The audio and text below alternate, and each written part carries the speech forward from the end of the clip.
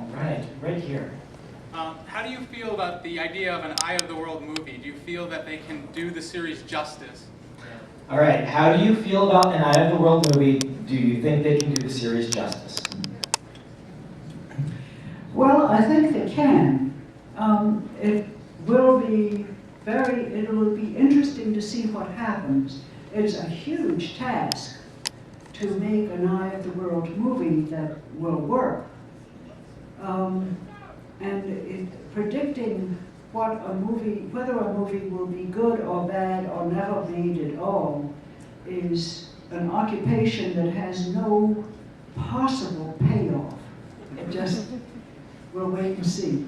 And I wish them well and look forward to seeing what's going to happen. But I have no idea. It would take, the Eye of the World is as big as the Lord of the Rings trilogy. How it can be done in one movie, it's going to be tricky. We'll see. And I hope it's going to be wonderful. Alan, do you? Well, Amy, how large is a movie script? 125 pages? Yeah, I think so. It's a minute to a page. Yeah, 150 is a really long one.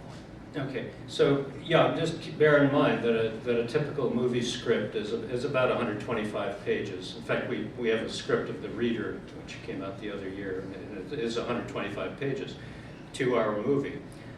So what it really would require is a screenwriter as capable as Robert Jordan was as a novelist to pull it off, to be able to pick out the really salient. It's like an artist.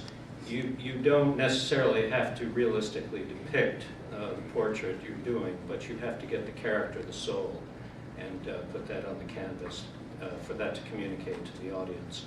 And if a very talented screenwriter is able to do that, then they've done their job and it will work.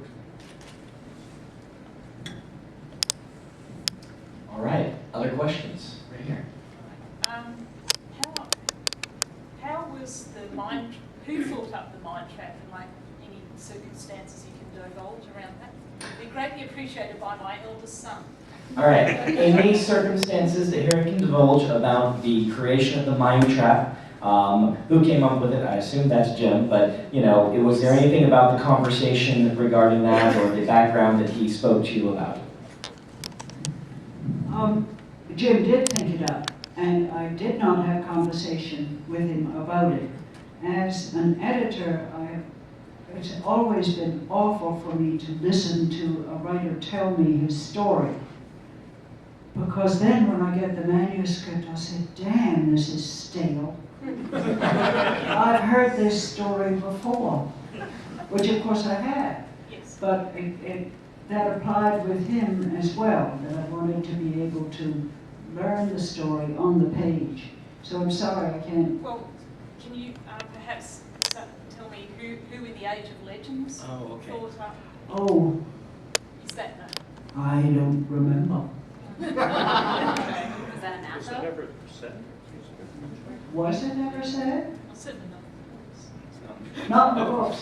Well, he might have it somewhere in these millions of words of notes. I don't recall ever seeing anything in the notes about that. Okay, I think that one's a NAFO, but it's a NAFO with Alan saying, Alan's poured through the notes quite a bit. He hasn't seen it. Chances are good it's not in there. She wanted to know who thought it up in the Age of Legends, which makes more sense than asking who thought it up. But the other was very interesting. Okay, well, Harriet, I want to piggyback something on that might be interesting. I have heard, is this apocryphal or not, that you and Jim would have conversations about the characters at the dinner table. Is this true? Would you do this?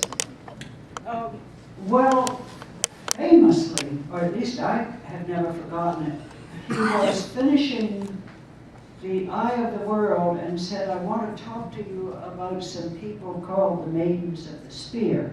This was at the end of The Eye of the World.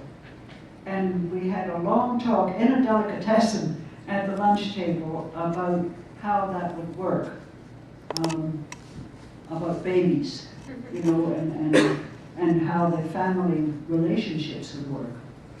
And when did we get to see that? He was thinking that many books ahead. All right, let's take 2 more questions. Yeah, 2 more. So, right back here. What was the easiest and the hardest Wheel of Time book to edit? Ooh, which were the easiest and the hardest Wheel of Time book to edit? I bet mine was the hardest. No, Brandon's was not the hardest. Because Brandon was a joy to work with. So was Jen, but Brandon was a consummate professional, and it was great to work with him. But it's true, in the beginning it was. I wasn't ready. I was still so caught in grief that at the beginning I couldn't do it. And we lost a good, I lost a good 3 months before I was able to work with it. And in that respect it was hard, and I guess the eye of the world. Jim had just come off writing 7 Conans, and then 4 years of work on the Wheel of Time contract before he gave me the first half of the book, because he would give me things in halves, I guess, so I wouldn't get skittish on him. But I got about a third of the way into it and said, "Tom, darling, you've got to read this one." And he said, "Yeah, why?" I have a lot to read, you know. And I know Jim's a competent storyteller. I said, "You've got to read this one because it is effing wonderful." Either that, or after 7 years, I have fallen into the wife trap and can't tell the difference in my husband's writing between okay and wonderful.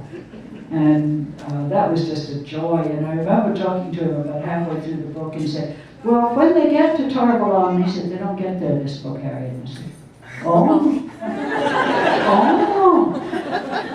I will tell you also that there is an Ogier Street in Charleston, O-G-I-E-R. It's a family name. Nothing to do with very large people with hairy ears. All right, one more question. Oh, right here. Was Baron at the Dark Friends Social? Was Baron at the Dark Friends Social? That was Bela.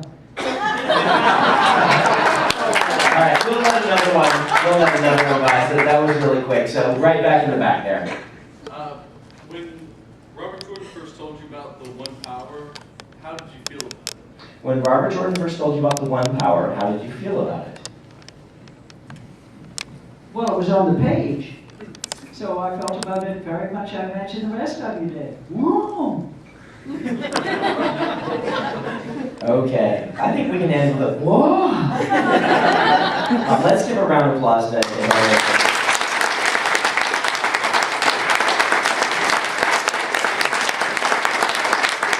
Thank you all for being here. It's wonderful to see Robert Jordan so honored. And great for me to see you. Bye.